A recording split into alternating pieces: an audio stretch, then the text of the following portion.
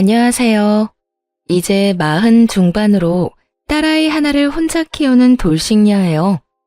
사용글을 쓰는 이 순간에도 이혼을 했다는 것이 실감나지가 않네요. 3년이라는 짧지 않은 시간 동안 시댁 어른을 모시면서 남편과 시모에게 무슨 일을 당했는지 이야기하고자 해요. 들으시면서 같이 시원하게 욕 한번 해주실래요? 저는 참으로 복이 없는 사람이었어요. 어린 시절 어머니는 바람이 나서 도망을 갔고 아버지 밑에서 커야 했고요. 아버지는 어린 딸을 키우기 위해 힘든 일을 마다하지 않으셨지만 어쩔 수 없이 아버지가 일을 하는 동안 저는 방치될 수밖에 없었죠. 그래서 그런지 다른 아이들보다는 조금 더 빨리 철이 들었던 것 같아요. 그리고 다른 또래 친구들보다 더 많이 참는 법을 알게 됐죠. 어떤 사람이 참고만 살고 싶겠어요. 하지만 현실은 항상 인내하도록 만들었어요.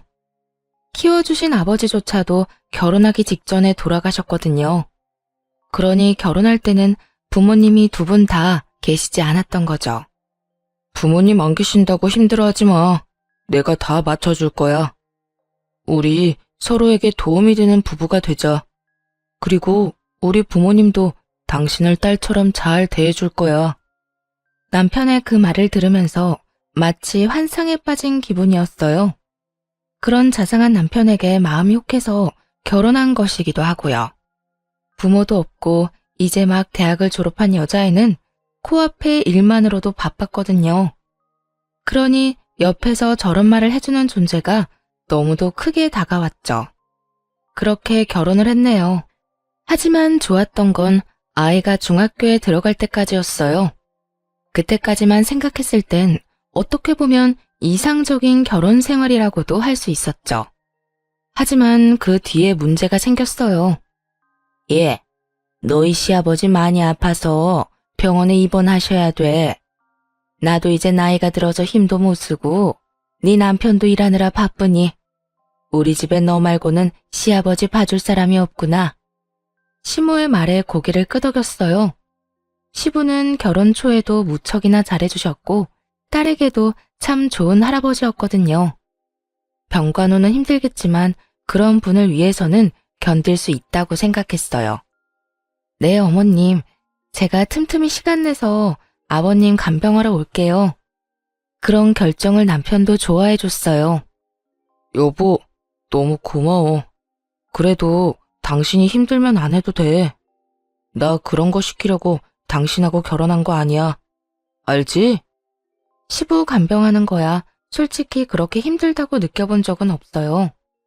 전문적인 건 간호사가 다 해주고 병실마다 통합 간병이라고 해서 간병인들이 환자 몇 명을 묶어서 케어해 주었거든요. 그런 간병인 분들이 하기 곤란한 일이나 시간상 생략하는 일을 도와주면 되었죠.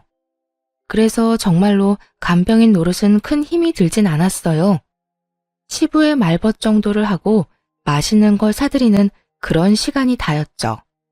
간병이 힘들다고 느끼는 때가 있었는데 단 한 가지 이유 때문이었네요. 보호자분, 오늘 환자분 입원비 내셔야 해요. 이따가 원무과 내려가서 정산하시고 오시면 돼요. 오랫동안 입원한 환자의 경우 보름이나 주에 한 번씩 병원비를 정산하는 시스템이었는데 저한테는 시부의 병원비를 낼 정도의 돈이 없었어요. 시부의 병원비로 써야 할 돈은 시모가 가지고 있었고 보험금 또한 시모가 관리하는 시부의 통장으로 들어오고 있었거든요. 1, 2년 정도는 시모가 때에 맞춰 시부의 병원비를 잘 내주었어요. 그런데 3년째가 되는 해부터는 점점 병원비를 제때 내주지 않더라고요. 그래서 결국 전화를 하도록 만들었죠.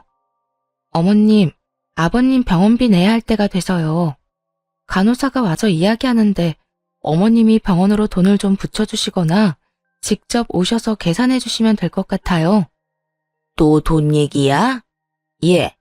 이쯤 되면 네가 알아서 돈 낼 생각은 안 하는 거니? 너도 자식이야. 며느리도 자식이라고. 자식된 도리로 그 정도 병원비도 못 내줘? 어머님, 죄송한데 저는 파트타임으로 일하는 중이라 돈이 그렇게 많이 없어요. 그리고 제 월급은 저희 생활비로 다 들어가고요. 어머님이 돈 안 주시면 아버님 쫓겨나셔야 되는데 그럼 시댁으로 모셔도 될까요? 너 지금 나 협박하는 거니? 너희 시아버지 우리 집으로 데리고 온다고? 그게 아니라 간호사가 하는 말을 전하는 거예요. 돈 안 내면 집으로 가셔야 된대요.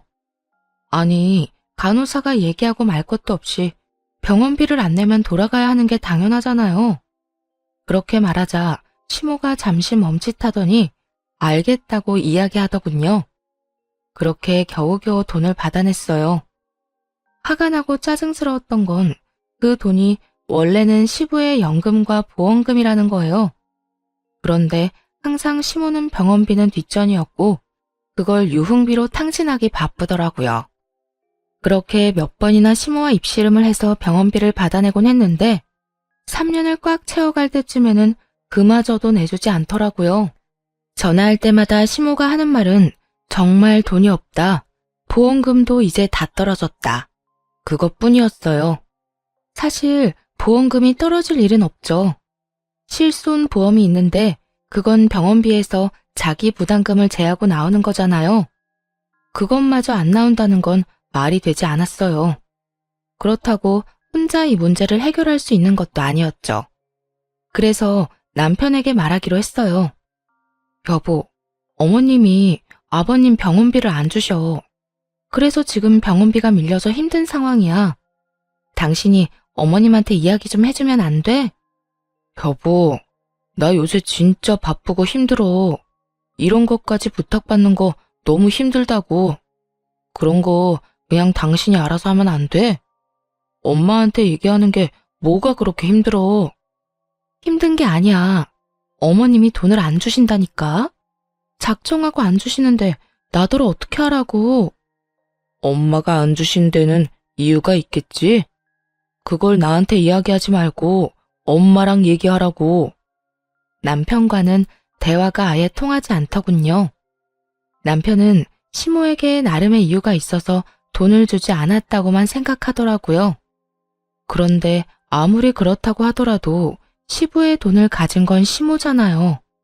그러면 병원비는 당연히 시모의 주머니에서 나오는 게 맞고요. 돈을 주지 않는 보호자에게 도대체 얼마나 더 재촉하라는 말인지. 게다가 시모는 이제 더 이상 제 전화도 받을 생각이 없나 보더라고요. 오히려 제 탓을 하며 짜증내는 남편을 보니 더 이상 참아주기 힘들더군요.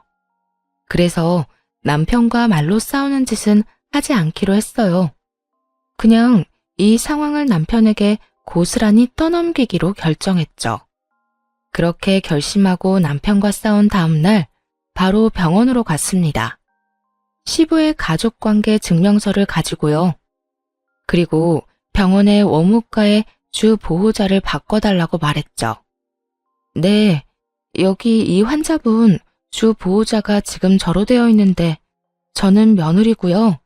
아들은 여기 있는 이 사람이거든요. 그러니까 주 보호자를 아들로 바꿔주시고 연락처도 그쪽으로 바꿔주세요.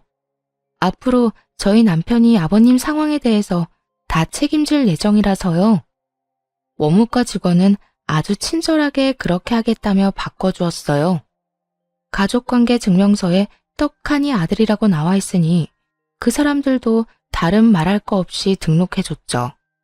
그리고 애초에 시아버지가 처음 이 병원에 들어올 때 주 보호자가 남편이었거든요. 그때 기록이 있으니 그 사람들도 별말하지 않은 것 같더라고요. 그리고는 원무과 직원이 이렇게 이야기하더군요.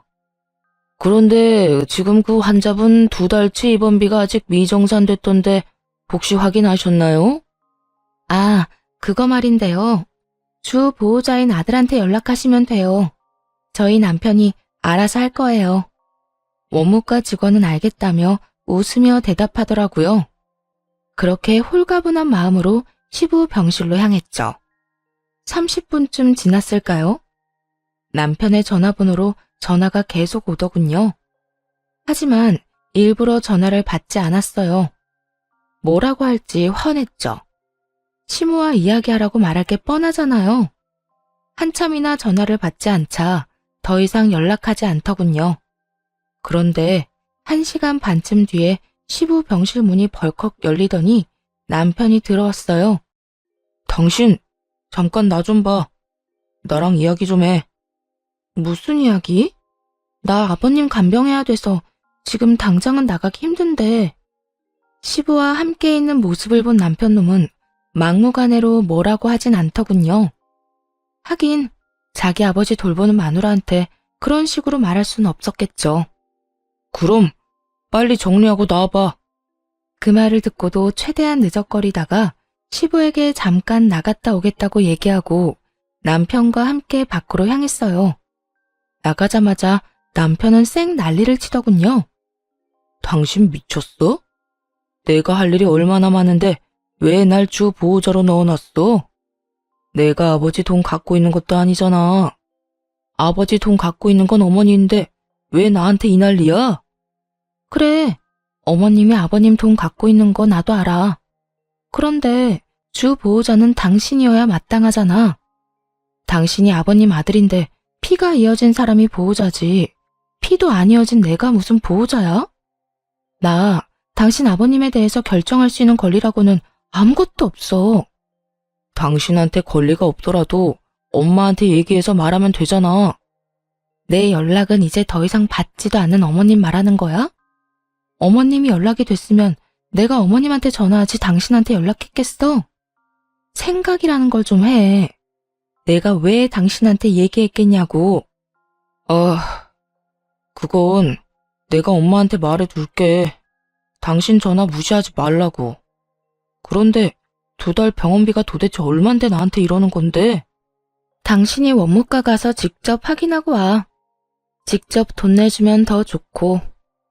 남편놈은 원무과로 내려갔다가 사색이 돼서 병실로 올라오더군요.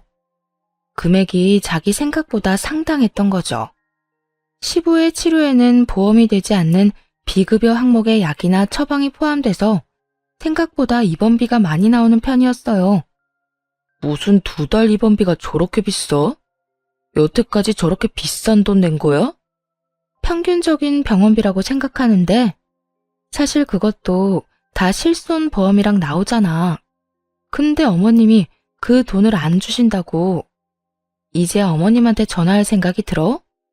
남편놈이 잠시 쳐다보더니 시모에게 전화를 걸기 시작하더군요. 시모는 제가 전화할 때와는 달리 바로 남편의 전화를 받더라고요. 엄마, 아버지 통장 나한테 줘요. 앞으로 내가 병원비 관리할 테니까. 뭐? 갑자기 네가 왜? 그건 내가 한다고 말했잖아. 엄마한테 맡겼는데 돈을 안 내니까 제가 맡겠다는 얘기죠. 허튼 생각하지 마시고 빨리 통장이나 가지고 이쪽으로 오세요. 지금 병원비 2달치 밀린 거 알고는 계세요? 아니 꼴랑 2달치 가지고 뭘 그렇게 굴어. 엄마는 이 통장 주고 나면 쓸 수 있는 통장도 없어. 어머니는 어머니 통장에 돈 받아 쓰시면 되잖아요. 연금 나오시는 것도 있을 거고요.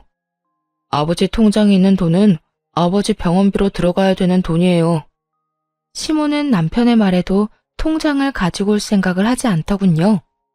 그때 눈치챘죠. 그 통장에는 더 이상 돈이 없을 거라는 걸요. 있다면 지금 당장 달려와서 갖다 줘도 모자랄 판인데 돈이 없으니 이야기에 초점을 흐리며 계속 못 주겠다고만 하는 거겠죠. 결국 그런 시모의 행동에 남편놈은 시댁으로 찾아가서는 시모에게 거의 강탈하듯 카드를 가지고 왔어요. 그리고 ATM기에 카드를 넣어 잔액을 확인하고는 화가 나서 펄펄 뛰더군요. 시부가 모아둔 예금이 몇 천만 원 정도 있었는데 아예 흔적도 없이 사라졌더라고요. 그 통장 안에는 몇십만 원 뿐이었고요. 남편은 열이 받아서는 집에 오자마자 시모에게 전화를 하고 난리가 났죠. 엄마, 진짜 미쳤어? 아빠가 모아놨던 그 돈들은 다 어디 간 거야? 아, 진짜 어떻게 이럴 수 있어. 지금 2달치 병원비도 밀렸는데 그 돈은 무슨 돈으로 낼 건데? 그거 너희 아빠 보험 받아서 내면 되지. 벌써 저번 달 거는 받아갔다면서요. 저번 달 실비보험 받아가서 지금 이번 달 것밖에 청구도 못하는데 올랑 그거 가지고는 2달치 다 못 낸다고요. 남편 놈은 화가 나는지 머리를 벅벅 긁으며 시모에게 고함을 쳤어요. 엄마는 도대체 아버지 아프고 제대로 하는 게 뭐예요? 이런 식이면 나 엄마 못 모셔요. 일단 통장은 제가 가지고 있을 테니 엄마는 사고 치지 말고 얌전히 계세요. 어디 싸돌아다니면서 돈이나 축내지 마시고. 웬걸요. 아들에게 혼나고 얌전하게 있을 줄 알았던 시모는 얼마 지나지 않아 다시 밖으로 나돌아다니기 시작했어요.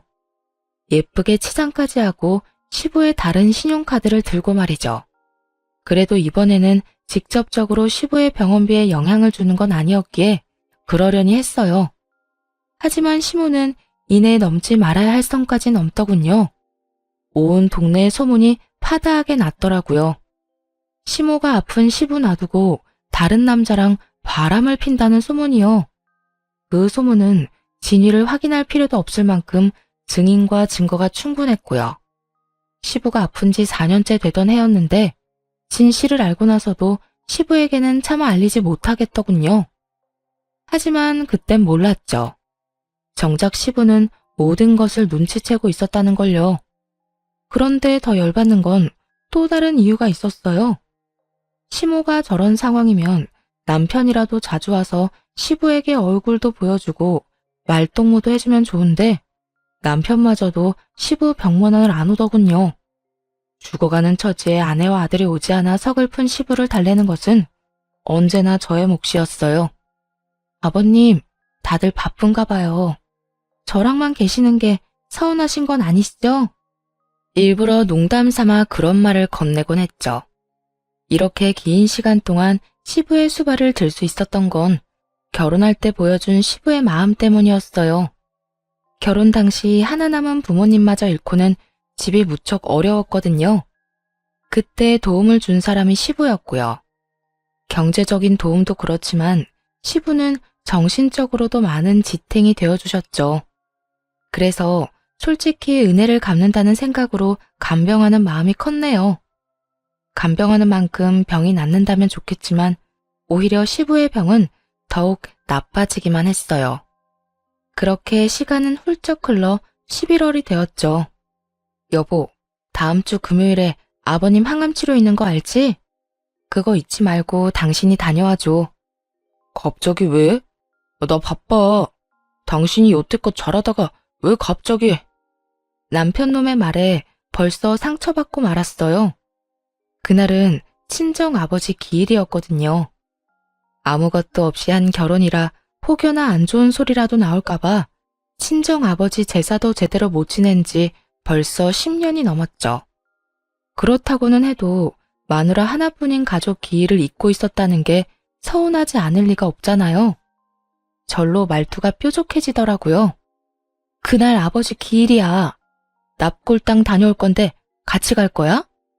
기일이라고 말하자마자 남편 놈이 금세 입을 꾹 다물더군요. 하긴 입이 10개라도 할 말이 없었겠죠. 마누라한테 자기 아버지 챙기라고 하면 그것만큼 나쁜 놈도 없을 테니까요. 그날은 좀 바쁜데? 그러면 어머님한테 부탁이라도 하던지. 요즘 당신이랑 어머님, 아버님한테 자주 와보지도 않고 좀 너무하다는 생각 안 들어? 잘 좀 해. 아버님 잃고 나서 후회하지 말고. 다른 사람에게 들으면 불쾌한 말일 수도 있었겠지만 이미 가족을 모두 잃고 혼자가 된 제가 하는 말이라 그런지 그렇게 불쾌하게 느끼진 않더군요. 하지만 그렇다고 귀담아 듣는 눈치도 아니었어요. 그런 남편에게 시부 스케줄을 알려줬어요.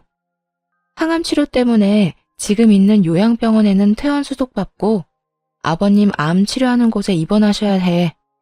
거기서 항암치료 받고 다 끝나면 다시 요양병원에 입원 수속하고 시부를 집에서 모시지 않겠다고 한 시모 때문에 요양병원에 입원하신 거였는데 그 때문에 항암치료를 받을 때마다 요양병원에서 퇴원 수속을 밟아야 했죠. 항암치료를 받는 병원이 다르다 보니 그 병원에 다시 입원 수속을 해야 했고요. 그렇게 치료를 받을 때마다 퇴원 수속이며 입원 수속을 몇 번씩 해야 하는 번거로운 상황이 된 거예요. 이래저래 복잡하고 귀찮은 상황이긴 했어요. 남편은 알겠다며 자기가 그날 바쁘면 시모를 부르겠다고 하더군요. 그렇게 오랜만에 바깥바람을 쐬며 납골당이 있는 외곽으로 향했죠. 납골당을 들러 조용히 시간을 보내고 있는데 갑작스레 전화가 울리더군요. 병원이었더라고요. 주 보호자를 남편으로 그 다음을 시모로 해놓은 이후로 저한테까지 전화가 오는 일은 최근 들어 굉장히 드문 일이었죠. 무슨 일이 생긴 건 아닌가 싶어 떨리는 마음으로 전화를 받았는데 그러더군요. 보호자분, 오늘 항암 일정 있다고 퇴원 수속하신다고 했는데 아무도 오시지 않아서요. 혹시 일정 변경됐나요? 네? 저희 남편이랑 시어머님 두 분 중에 아무도 안 왔어요? 소스라치게 놀라서 반문했죠. 너무 놀란 마음에 전화를 끊자마자 최대한 빠르게 병원으로 향했어요. 차 안에서 시모에게 전화를 시도했더니 안 받더라고요. 그래서 시모와 가까운 지인한테 전화해서 시모가 어딘지 물어봐 달라고 했어요. 제가 전화했다고는 말하지 말아달라고 덧붙였죠. 그분에게 듣기로는 어떤 남자랑 바닷가로 1박 2일 여행을 갔다고 했다더군요. 같이 갔다는 사람은 누군지 듣지 않아도 알겠더라고요. 한숨을 푹 쉬며 남편에게 전화했는데 남편 쪽은 아예 먹통이었어요. 딸에게 연락해볼까 하다가 기숙학교에 들어간 딸이 뭘 알 리도 없고 괜히 아이에게 부모 사정만 들추는 것 같아 연락하지 않았네요. 결국 부랴부랴 병원에 도착해서 시부를 모시고 치료에다 뒤치다꺼리까지 다 했죠. 불시에 불려온 터라 평소보다 정신적으로 많이 지쳐버렸네요. 그렇게 간신히 집으로 돌아와 숨을 돌리는데 벨이 울리고는 등기를 하나 주고 가더군요. 법원에서 나온 등기였어요. 남편 앞으로였는데 혹시 큰 사건이라도 휘말린 건가 싶어 두근거렸죠. 그런데 열어봤더니 탕간남 위자료 소장이더군요. 남편 놈은 제게 시부 수발을 맡겨두고 바람이 난 거였죠. 장인 기일 잊어버린 것도 화가 나서 미칠 것 같은데 이번에는 탕간남 속장이라니 순간 모든 것이 무너지는 기분이었네요. 곧 상실감이 온몸을 덮쳤죠. 그리고 그 상실감은 이내 분노로 변했습니다. 그날 남편이 돌아오길 종일 기다렸는데 결국 남편은 오지 않았어요. 직감했죠. 상간녀와 1박을 하고 있을 것이라고 짐작했네요. 시모가 외도를 하고 있듯이 말이죠. 남편 놈보다 시모와 먼저 연락이 됐고 곧바로 따져 물었어요. 어머님, 아범한테 이야기 못 들으셨어요? 아버님, 오늘 항암치료 일정 있다고요. 듣긴 들었다만 그건 원래 네 일이지 않니? 왜 나한테 이러는지 모르겠구나. 모르다뇨. 어머님 남편이잖아요. 진짜 보호자. 며느리한테 수발 들도록 맡겨두고 어머님은 도대체 뭐하고 다니시는 거예요? 내가 뭘 하든 네가 무슨 상관이야? 어차피 네 시아버지 죽으면 우리는 남남이야. 지 남편 제대로 간수도 못하는 년이 남의 집 사정에 간섭은 왜 해? 네 앞가름이나 잘해. 네 남편 놈이 너 아버지 수발 들게 할 생각으로 이혼 안 한 거 모르지? 거기까지 들으니 도리어 분노마저 사라지고 차가워지는 기분이더라고요. 시모도 남편놈이 바람 피우는 걸 알고 있었고 남편놈도 시모에게 바람 피우면서도 이혼하지 않는 이유를 설명해줬다는 뜻이잖아요. 알고도 시부의 병간호를 모두 떠맡긴 것이 용서가 안 됐고 그저 어떻게든 저를 이용해온 두 사람을 용서하고 싶은 마음도 없었어요. 다음 날 이른 아침, 항상 그랬듯 시부의 병원으로 향했어요. 침울한 얼굴이었는지 시부가 걱정하며 묻더군요. 아가, 왜 그렇게 얼굴색이 안 좋아? 무슨 일 있는 거야? 그게, 아버님, 그 사람이 바람을 피워요. 시부의 따스한 한마디에 저도 모르게 눈물이 나며 하소연했어요. 친정아버지 기일에 같이 가자고 했다가 거절당한 뒤로는 같이 가자고 말하지도 못했는데 억지로라도 데리고 다닐 걸 그랬나 봐요. 어떻게 그 인간이 저를 두고 바람을 피워요? 시부는 그저 하소연을 들어주기만 하셨죠. 아버님, 이혼이 하고 싶은데 저는 능력이 없어서 고등학교 들어간 딸 두고는 이혼 못할 것 같아요. 그런데 조만간 이혼하자는 통보는 받을 것 같고요. 어떻게 해야 할지 모르겠어요. 사실 시부에게 하소연하는 것도 웃겼죠. 팔은 안으로 굽는다는데 시부가 제 편을 들 리 없다고 생각했거든요. 그런데 시부에게 나온 말은 의외였죠. 걱정 말고 너 하고 싶은 대로 하거라. 사실 나도 이제 다 살았어. 마지막으로 너한테 선물 하나 주고 가고 싶구나. 가족들에게도 그렇고. 그렇게 말하며 시부가 등을 떠밀어 주시는 거예요. 그 말에 힘입어 그날 집에 돌아온 남편과 크게 싸웠죠. 당신 어떻게 나한테 그럴 수가 있어? 4년간 시아버지 병수 밟던 나한테 이딴 상간남 위자료 소장을 줘? 왜 나한테만 뭐라고 해? 나 방치한 건 너도 마찬가지잖아. 내가 너를 방치했어? 딸 입시 준비에 아버님 병간호에 파트타임 일까지 하는 내가 너를 방치했다고? 그것 때문에 바람을 폈다고 그렇게 말하는 거야 지금? 그럼 네가 아버님 병간호 해. 나한테 다 떠넘겨놓고선 널 방치했다는 미친 소리나 찍찍하지 말고. 나도 어차피 당신이랑 이혼할 생각이었어. 음침하고 자기관리 하나도 할 줄 모르는 여자를 누가 좋아해? 그래? 그럼 이혼해. 나도 상간녀한테 소장 보낼 거고 너랑 이혼할 거야. 너한테도 위자료에 재산 분할까지 싹 다 받을 테니까 각오하라고. 누가 이혼하자면 무서워할 줄 알아? 그렇지 않아도 내가 먼저 이혼하자고 할 거였어. 능력도 없는 너 따위가 감히 나한테 이혼을 요구해? 미친놈? 누가 보면 상당히 억울한 인간으로 보겠네. 아버님 간병은 마누라한테 맡기고 여자랑 바람나서 지 아버지 병원에 와보지도 않은 인간이 뻔뻔하기도 하지. 비웃으며 그렇게 말하자 남편놈은 한참 노려보더니 짐을 싸더군요. 그리고는 그날부로 집을 나갔어요. 상간녀와 같이 살러 간 모양이죠. 곧 이혼 전문 변호사를 찾아 남편과의 소송을 진행했습니다. 그리고 상간녀 위자료 소송도 함께 진행했고요. 소송은 치열했어요. 남편놈은 유책 배우자가 되고 싶지 않았던 건지 사회적 평판을 잃고 싶지 않았던 건지 정확히 이유는 모르겠지만 악착같이도 저를 유책 배우자로 만들려고 했거든요. 나쁜 놈이 되고 싶지 않으면 나쁜 짓을 하지 말던가요. 솔직히 소송 중에도 시부 수발은 계속할 생각이었는데 시부가 이제 더 이상 안 와도 된다고 하더군요. 시부 옆에는 시삼촌이 계셨어요.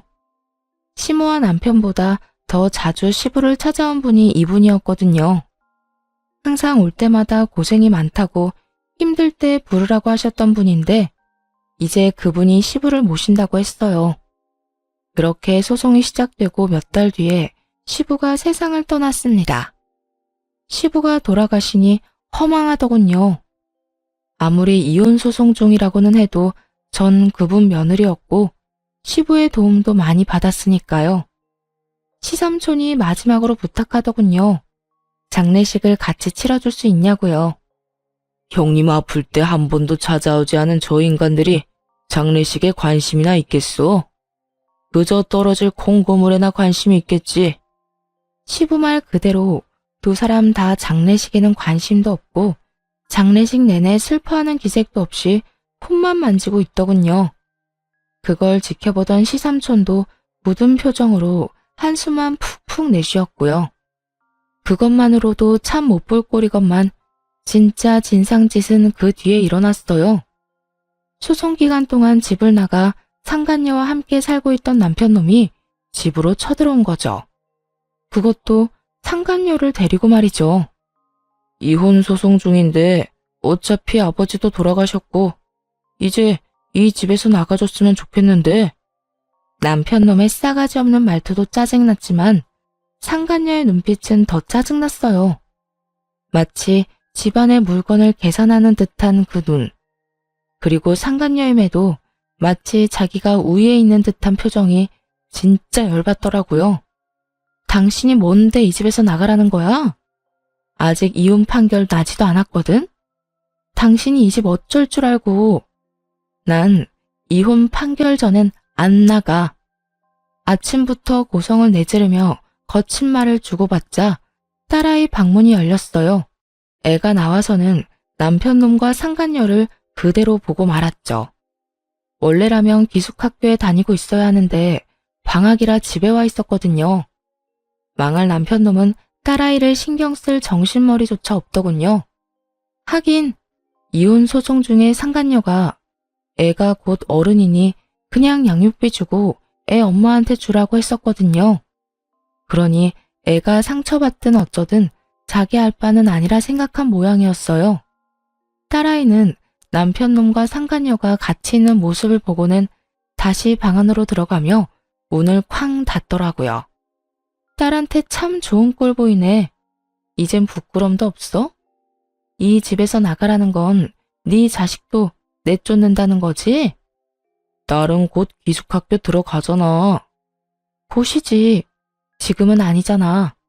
정말 바닥을 보이는구나. 좋아. 그런데 이 집에서 나가야 할 사람은 내가 아니라 너희들 같은데? 남편에게 그렇게 이야기하며 종이 하나를 남편에게 내밀고 흔들었어요. 이게 뭐야? 등기부등본이다 이놈아.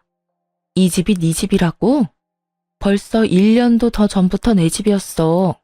나가야 되는 건 너야 너. 이게 왜 당신 집이야? 도대체 우리 아버지한테 무슨 짓 한 거야? 남편놈이 발악을 하며 소리를 치더군요. 무슨 짓? 4년 넘는 동안 수발 들었다 이놈아. 너 대신해서 효도해드렸더니 이 집 내 앞으로 해주시더라고. 뭐? 그걸 왜 네 앞으로 해주신 건데? 너 우리 아버지 속여서 받아갔지? 그거 싹 다 무효야 무효. 무효? 주장하고 싶으면 알아서 해봐. 근데 그거 변호사의 시삼촌이 증인까지 서서 받은 건데 네가 돌릴 수 있을까 모르겠네. 남편놈 분통이 터지는지 화를 내고 난리가 났더군요. 게다가 상간녀가 이 집을 가지지 못하는 걸 알자 남편에게 따지기 시작했어요. 이게 무슨 말이야? 너 집까지 뺏겨놓고 여태까진 몰랐던 거야? 이 등신 같은 인간아. 이게 없으면 내가 너랑 왜 살아? 내가 문제 없냐고 물었을 땐 문제 없다며. 나도 문제 없는 줄 알았지. 이거 분명 뭔가 잘못된 거야. 어쨌든 하고 싶은 말 있으면 돌아가신 아버님한테 해. 그리고 아버님 유언장 구경 잘하고. 유언장 이야기에 남편놈은 설마 하는 표정을 지으며 밖으로 뛰쳐나갔어요. 상간녀도 불안했는지 함께 쫓아나가더군요. 바로 도어락 비밀번호부터 바꿨네요. 그러자 딸이 슬쩍 문 밖으로 나오더군요. 아빠 갔어. 근데 우리 진짜 여기서 나가야 해? 아니, 여기 엄마 집이야. 할아버지가 이 집 엄마 주셨거든. 진짜? 그럼 우리 이사 안 해도 돼? 그럼 진짜야. 할아버지가 돌아가시기 전에 이 집 우리한테 주셨어. 그러니까 넌 걱정하지 말고 공부나 열심히 해. 응. 다음에 아빠 오면 문 열어주지 마. 나 아빠 진짜 싫어. 그 여자도 꼴 보기 싫어. 결국 딸마저 남편놈을 손절하기에 이르렀죠. 남편놈은 시부의 유언장을 받는지 집으로 바쁘게 찾아왔어요.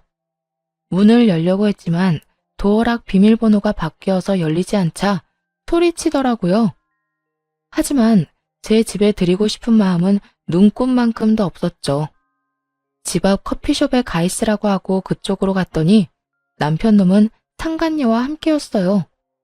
당신 이거 다 알고 있었어? 우리 아버지가 당신한테 아파트 줄 거. 뒷북치지 마. 벌써 1년도 더 전에 주신 거거든? 그때도 니놈이 바람피면서 여자 만나느라 몰랐을 뿐이겠지. 그래도 말은 해야 할 거 아니야. 내가 네 남편이면 나한테 말은 했어야 하는 거 아니냐고. 아버님이 몰래 갖고 있으라고 했거든?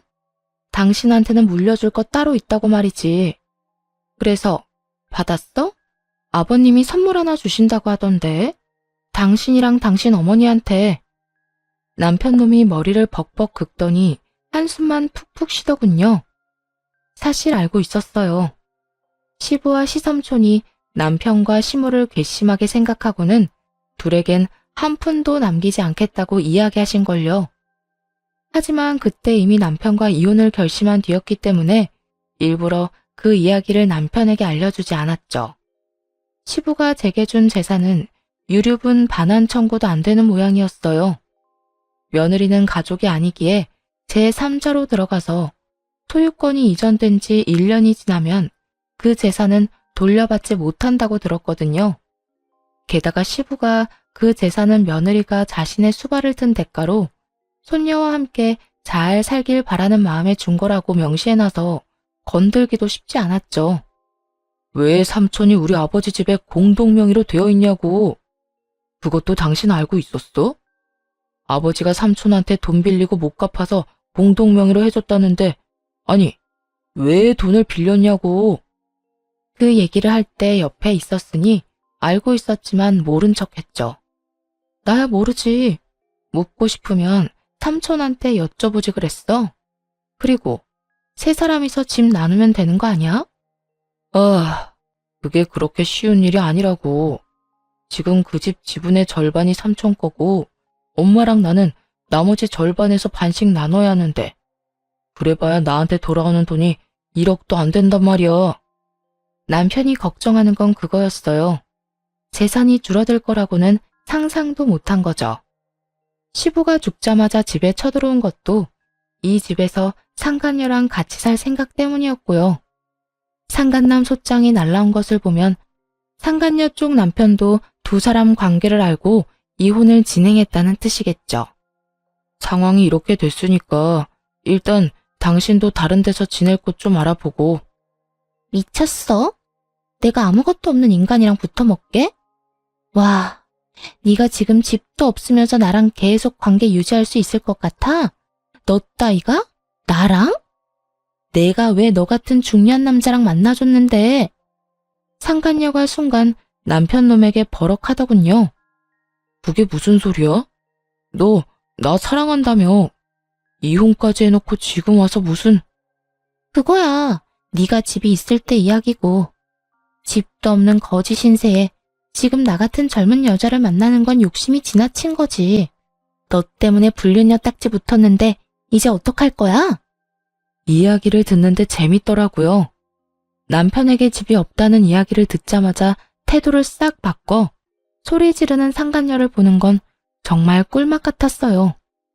이 인간들끼리 분열하고 싸우는 모습이 그저 웃기고 통쾌하기까지 했죠.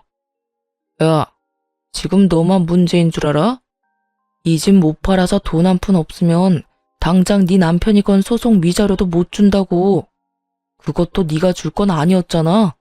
그거야 당연히 네가 내야 하는 거지. 나랑 바람 피면서 그 정도도 생각 못했어? 너 나한테 날아온 위자료 갚아주기란 거 잊지 마. 그거 안 내주면 내가 목숨 걸고 너 회사에서 끌어내릴 테니까.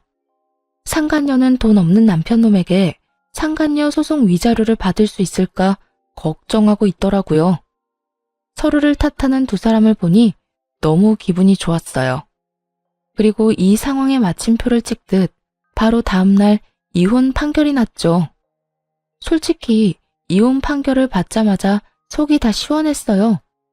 그 진절머리 나는 인간들과 더 이상 상종하지 않아도 된다고 생각하니 어찌나 편하던지. 그런데 시모와 전 남편의 상황은 저와는 반대로 흘러갔죠. 시모가 드디어 자신이 살고 있던 집이 시삼촌과 공동명의가 됐다는 걸 알게 된 거예요. 시모는 시부가 죽자마자 집을 팔 생각이었던 것 같아요. 하지만 시삼촌의 아들까지 이 작은 집에 지분 다툼을 하고 있으니 팔아봐야 돈도 얼마 안 되는 거죠. 세 사람이 상황을 정리해야 했는데 시삼촌이 부르시더라고요. 이 집을 공동명의로 돌릴 때 제가 함께 있었으니 증인을 서달라고 말이죠. 그렇게 갔더니 시삼촌이 진상이라고 할 만한 난동을 부리고 있었어요. 그걸 보고 속으로 슬쩍 웃었죠. 그건 이미 예정된 진상짓이었거든요. 아니, 나는 이 집 절대 안 팔 거라니까요. 형수, 내가 왜 이 집을 팔아야 하는데요? 이게 나중에 얼마가 될 줄 알고.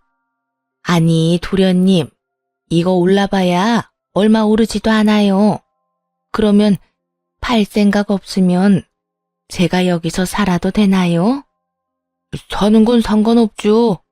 대신 돈을 주고 나머지 지분을 사가든지 아니면 제 지분만큼은 월세를 내든지 합시다. 솔직히 저도 땅 파서 장사하는 것도 아니잖아요. 돈 빌려줬는데 돈도 못 받고 이 집으로 받은 거니까 손해는 저도 보고 있는 거라고요. 시부가 세상을 떠나시기 전에 시삼촌에게 부탁한 일이었어요.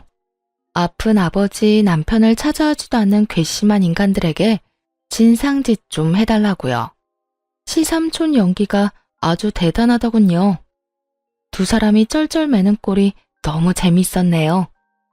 아니, 무슨 월세를 내래요. 나 원래 여기서 살던 사람이에요. 알죠. 제가 잘 알죠. 그런데 형님이 저한테 돈 빌려갔다가 안 갚은 것도 사실이잖아요.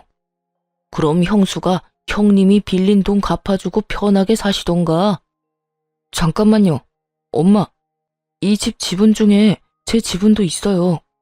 엄마가 들어가서 살 거면 저도 같이 들어가 살게요.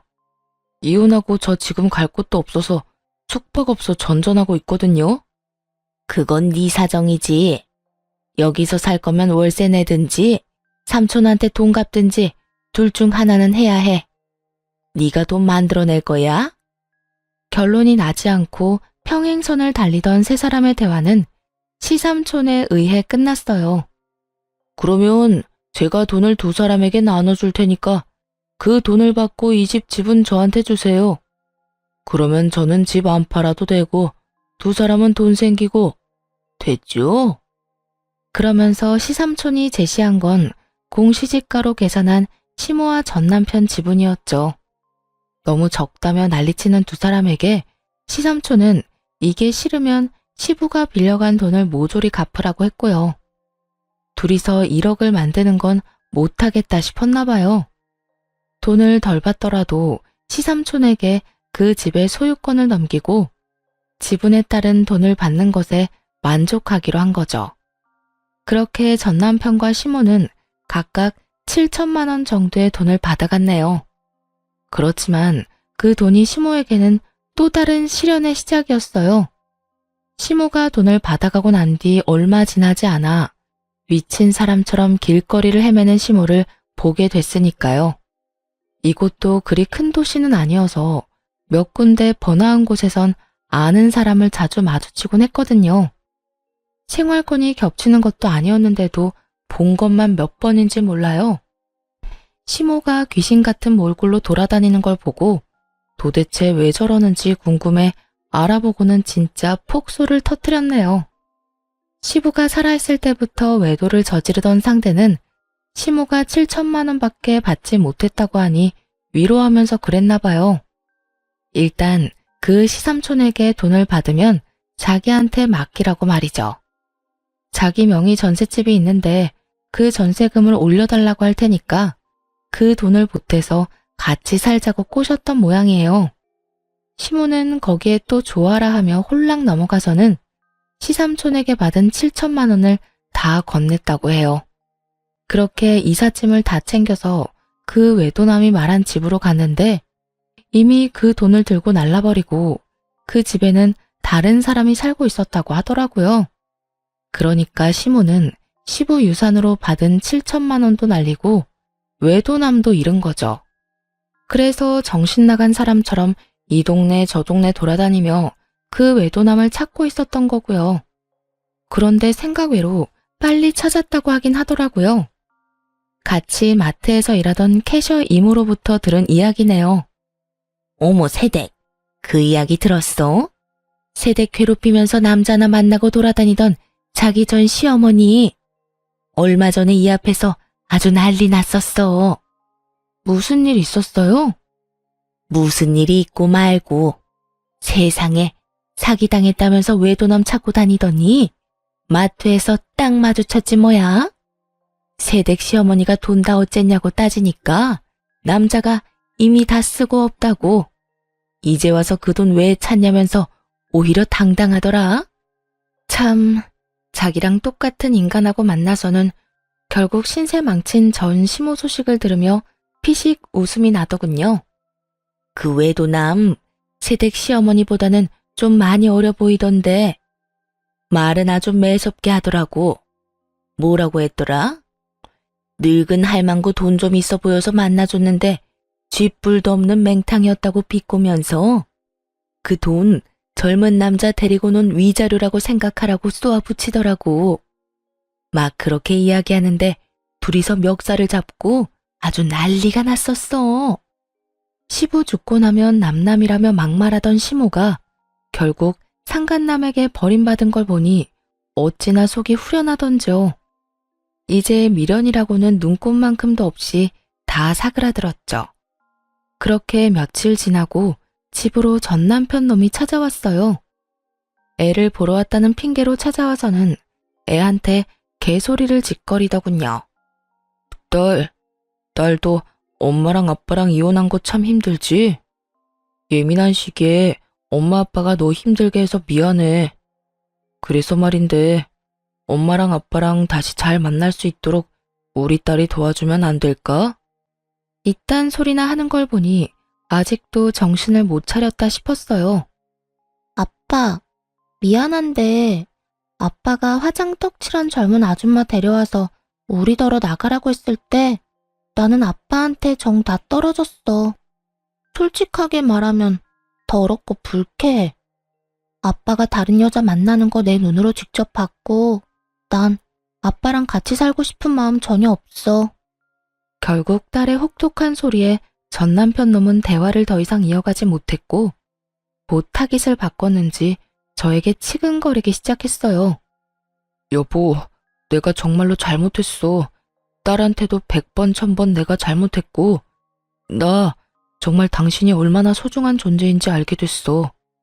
그 미친 여자가 날 어떤 꼴로 만들었는지 당신도 알면 진짜 놀라 기절할지도 몰라. 나 좀 받아주면 안 될까? 네가 정말로 잘못한 걸 알면 내 앞에 그 면상 들이밀지는 말아야지. 우리 딸 앞에 나타나지도 말았어야지. 무슨 똥배짱으로 여기 와서 그딴 개 같은 소리를 짓거려? 어머님이랑 돈 모아서 전세라도 살든가. 엄마는 내 인생에 도움이 안 돼. 사기꾼한테 걸려가지고 돈 다 날리고. 게다가 은근슬쩍 내가 살고 있는 월세방에 끼어들어 오려고 얼마나 난린지. 사돈난말하고 있네. 상간녀랑 헤어진 거 내가 모를 줄 알아?